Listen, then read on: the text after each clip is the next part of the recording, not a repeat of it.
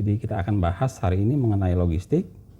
Kalau kemarin kita sudah bahas mengenai apa itu ABC analysis, apa itu ABC class. Hari ini kita bahas mengenai stock level, ya. Jadi kenapa stock level ini penting, ya teman-teman? Stock level ini akan menjaga ketersediaan stok kita untuk memastikan tidak terjadi out of stock atau loss sales ya terhadap usaha kita. Jadi seberapa pentingnya mengenai stock level ini? Yuk kita bahas.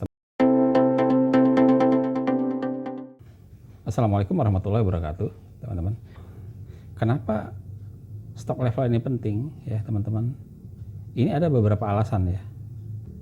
Ini salah satu untuk mengantisipasi kondisi-kondisi operasional ya, untuk menjaga kontinuitas ketersediaan stok barang kita, teman-teman, sehingga tidak terjadi loss sales ya. Jadi supaya stok terjaga, tidak terjadi out of stock pada kondisi tertentu. Yang kedua, stock level ini penting karena untuk mengantisipasi jika terjadi lonjakan. Fluktuasi sales ini tidak bisa dihindari, teman-teman. Ini bisa terjadi kapanpun. Yang ketiga, stock level ini penting ini untuk mengantisipasi jika terjadi kendala-kendala operasional yang di luar prediksi kita ya. Seperti misalnya kalau teman-teman produksi sendiri, ya, misalnya ada kendala kerusakan mesin, ada kendala keterlambatan material, ada kendala transportasi, macet atau lain-lain yang tidak bisa kita prediksi. Dengan stok level ini bisa diantisipasi, teman-teman. Ya, jadi kita tidak kekurangan stok. Ya, jadi faktor-faktor itulah yang mendasari kenapa kita butuh men-setting level stok. Pertanyaannya, berapa besar stok yang harus kita setting? Nah, ini tergantung, teman-teman. Jadi berdasarkan variabel-variabel tadi ya, itu bisa berbeda-beda dan mungkin masih ada banyak lagi variabel-variabelnya ya. Tetapi untuk kali ini sudah benar-benar saya sederhanakan yang basic sekali supaya lebih mudah dipahami, lebih bersifat umum. Jadi semua kalangan ya, teman-teman. Jadi semua kalangan bisa memahami ini dengan mudah dan bisa diimplementasikan di usaha teman-teman sekalian. Ya. Ini sebagai contoh ya, itu kita harus tahu itu untuk memproduksi item tersebut itu butuh berapa lama. Ya, bisa jam, bisa hari. Tapi katakanlah ini hari ya, kita yang paling gampang saja kita buat hari. Jadi untuk memproduksi satu barang itu butuh 1 hari. Atau kalau kita membeli dari luar ya, dengan procurement, itu berapa hari, misalnya 3 hari. Ya kalau seminggu gitu ya. Kita pasangnya di situ untuk procurement. Ya. Contoh di sini saya pasang 3 hari ya, kita anggap ini kita produksi sendiri atau kita membeli tapi masih lokal. Jadi saya hitung-hitung kalau lokal ya kita cukup 3 hari untuk pengadaan barang. Kemudian kita perlu antisipasi juga ini kalau ada program-program tertentu ya, promo-promo dari sales marketing ya. Atau di tengah minggu nanti ternyata kita punya ide-ide untuk membuat promosi, kita buat cadangan juga ini saya pasang misalnya contohnya 1 hari ya. Ini tergantung teman-teman berapa hari. Jadi akan ada cadangan tambahan 1 hari bila terjadi lonjakan sales. Kemudian yang ketiga ya perlu kita pasang buffer ya, buffer stok.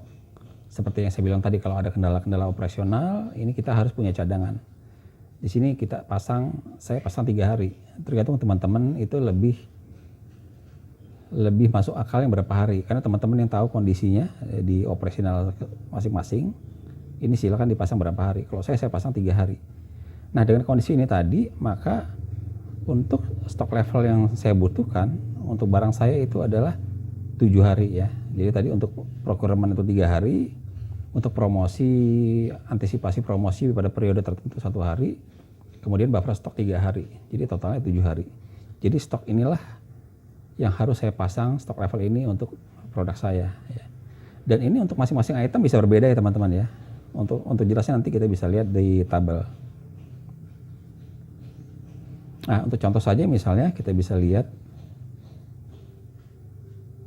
ya. Nah, ini adalah contoh. Ini masih saya melanjutkan dari materi kemarin, saya ambil dari 21 SKU ya, 21 item. Contoh ini kita punya data ada 21 item. Ini yang di kolomnya itu ada kelas, kemudian ada daily sales. Daily sales ini adalah penjualan rata-rata harian ya, teman-teman. Teman-teman bisa ambil rata-rata dari seminggu terakhir atau 9 hari terakhir ya. Biasanya kalau di operasional dulu saya waktu masih aktif dia. Jadi waktu saya dulu aktif masih di Coca-Cola, ini saya review setiap hari Rabu. Tiap Rabu kita diskusi dengan tim sales dan marketing sehingga saya ambil rata-ratanya 9 hari. Tapi kalau lebih mudahnya teman-teman bisa ambil data rata-rata 1 minggu terakhir juga bisa. Ketemu di sini ada daily sales, ini adalah angka-angkanya. Nah, kemudian dipasang stok levelnya yang tadi saya bilang itu 7 hari ya, teman-teman bisa pasang. Dan ini tiap SKU bisa beda-beda ya teman-teman. Misalnya ada salah satu item yang harus ngambil barang dari luar kota sehingga dibutuhkan waktu lebih lama, bisa ditambah ya, bisa mungkin 10 hari, 8 hari, 15 hari, itu bisa. Benar-benar yang realistis angkanya sesuai dengan lead time perjalanannya ya. Nah, sehingga didapatkan di sini stok levelnya. Nah, ini kita sudah dapat stok level. Kemudian berapa sih stok yang harus tersedia, teman-teman ya? Setelah kita sudah dapat data stok level ini, ya, ini saya tambahkan satu kolom lagi, bisa lihat di situ. Inilah kebutuhan stok yang harus tersedia, ya. Di situ ada stock requirement maksudnya di situ, ya. Kemudian kalau kita ingin membuat perencanaan berapa sih stok yang harus ditambah, berapa sih yang harus diproduksi, berapa yang harus dibeli, teman-teman masukkan stok aktual yang ada saat ini ya. Misalnya teman-teman mereview ini setiap hari Senin ya. Jadi diupdate stoknya hari Senin itu berapa, di input di sini di kolom available stock ya. Diisi stok aktual hari itu berapa. Kalau teman-teman punya toko, di input data stok tokonya berapa, semua di sini ya, yang di display maupun yang di stok. Diisi stoknya berapa. Atau kalau teman-teman hanya dari gudang mengirim ke direct ke customer, dihitung stok di gudang berapa, masing-masing SKU atau masing-masing item di input. Nah, sehingga akan ketahuan nanti itu kurangnya berapa ya. Di kolom balance itu, yang di kolom terakhir akan terlihat di situ. Itu yang kolomnya merah-merah, itulah yang harus ditambah teman-teman. Itu yang harus diisi ya. Nah, untuk mengisi ini ya, inilah yang harus teman-teman produksi atau harus mendatangkan dari supplier ya. Pertanyaannya apa fungsi ABC Class? Ya, seperti yang kita bahas kemarin ya teman-teman. Ini ada fungsi dari ABC Class ini yang di kolom kelas itu ya. Ada kelas A, ada kelas B, ada kelas C.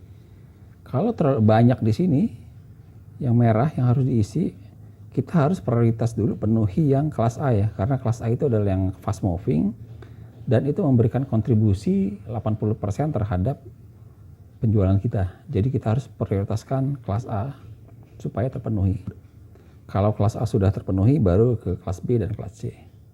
Ya, itu teman. Jadi itu fungsinya ABC Class. Dan kalaupun resource kita terbatas ya, pada kondisi tertentu kita tidak bisa penuhi semua, tetap kita harus prioritaskan ke yang kelas A. Gitu teman-teman.